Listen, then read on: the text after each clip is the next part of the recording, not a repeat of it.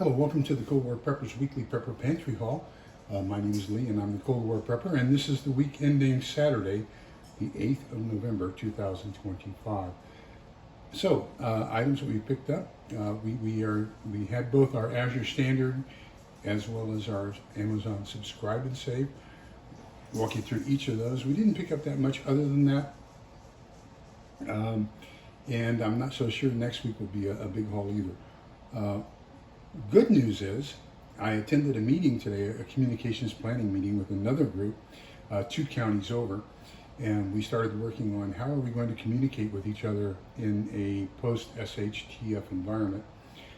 If we have to evacuate here, can I go there and be accepted? And same thing, if they need to evacuate their county and come here, what can we do to accept them here? How can we keep in communications in a post-SHTF world? So we're looking at several different things. We're looking at texting. We're looking at different programs that are available to us, possibly through the web, like Telegram or other programs like that. FRS, GMRS, the 2 meter and 70 centimeter ham, that's a handheld duplex system. Maybe we could use that in a simplex mode rather than counting on repeaters. Can we build our own repeaters? He had a fantastic simplex VHF repeater for the handy talkie that he built for about $120 that he can put on his roof and extend the overall range of the handy talkie communications. And then of course he and I were talking about maybe we can do near vertical incident skywave.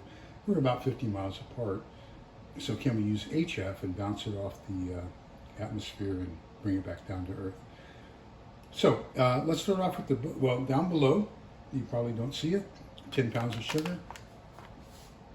I forgot, I walked over to that area to get some more bags and everything for my vacuum sealing kit. I totally forgot why I was there and just went on over to the foods. Okay, let's start off with what I've read. No new books this week. I finished reading Rediscover the Saints by Matthew Kelly.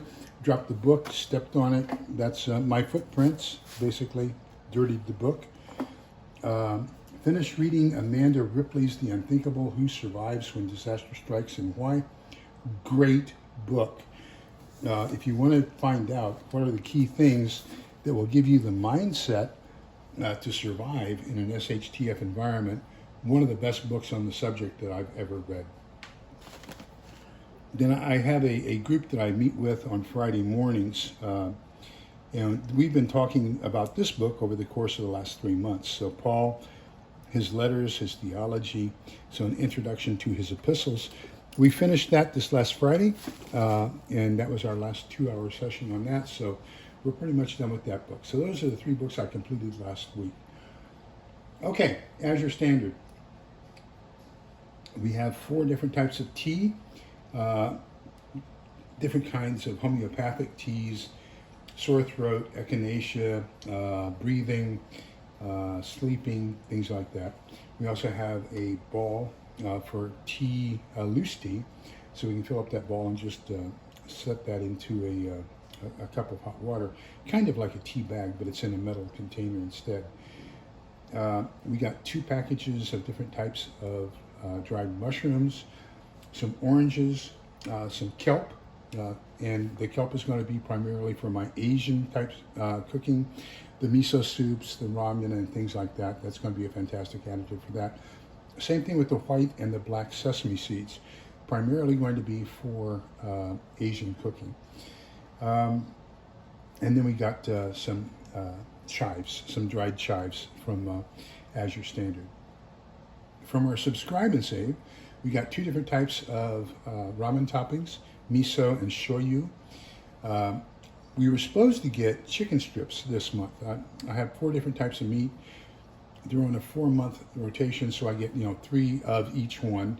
Chicken strips, hamburger patties, and these are all uncooked, they're raw, so that when you, the beef cubes and then steak. So that means that since they're raw, you can do things like make them into meatloaf or anything like that. Whereas if you get them where they're freeze-dried and they've already been cooked, you can't put those together. They don't bind together so that you can cook them into a meatloaf or anything like that. You have to use those primarily in soups and stews and things where they're more loosely affiliated with each other in the cooking. We got two different types of miso vegetables to add to soups. So there's 3 packets of 2 different types.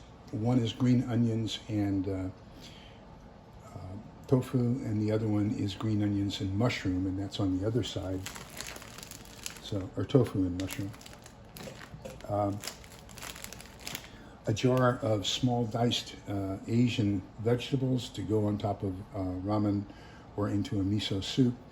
We also got another type. This one has tofu in it. This one does not. This is another Azure Standard order, a sourdough starter. And another Azure Standard order, the 6 candles that I get, beeswax candles I get every order. And then another subscribe and save from Amazon is the freeze-dried green onions. Then my weekly trip, what have I bought? I bought a jar of banana peppers that are sliced. To me, banana peppers and pepperoncini are pretty much, interchangeable. These are a little bit spicier. Pepperoncini, I think, have a more wholesome taste. These were sliced. The pepperoncini were whole, so I got the sliced. 2 packages of Necco sugar candy wafers. Necco, New England Confectionery Company, NECCO. They're right across the river, the Charles River from Boston, pretty close to Harvard. One of the oldest candy companies in the United States.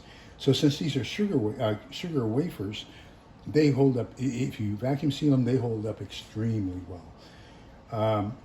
Then at Walmart this morning, I got some ginger and some garlic, and a can of pasta rings and meatballs. So basically spaghetti and meatballs. This is a giveaway in case somebody comes to the door. A can of sliced tomatoes, a can of Great Northern beans that are cooked. Those go extremely well in soups and such. In the mail, I received deck 3 of Conflicted. So I'm pretty much getting the group of people put together to where we'll probably every other week have a 1-hour session on Conflicted, give a scenario and discuss that amongst the group and let you watch it live. I would like to have one of each of you on at a different time, so the other members of the people who watch us on a regular basis get to know you a little bit. I have one lip balm chapstick back here, and then a new Benchmade pocket knife. So that's pretty much it. That's everything we've got for the week ending Saturday, January 8th. It was in the 90s today. We're anticipating it's going to be in the mid-30s on Monday. So that means tomorrow, get everything all prepped up, take the hoses off of the bibs and get those insulated in preparation for it, just in case it gets colder than 35 and we have a freeze. I want to make sure all that's taken care of. I want to try to get some things in the ground tomorrow: cabbage, radishes, carrots, some of the other items they're pretty good. They do well in a winter environment growing them. So we'll see if I can get that done tomorrow. So that's where we are, the week ending Saturday, January 8th.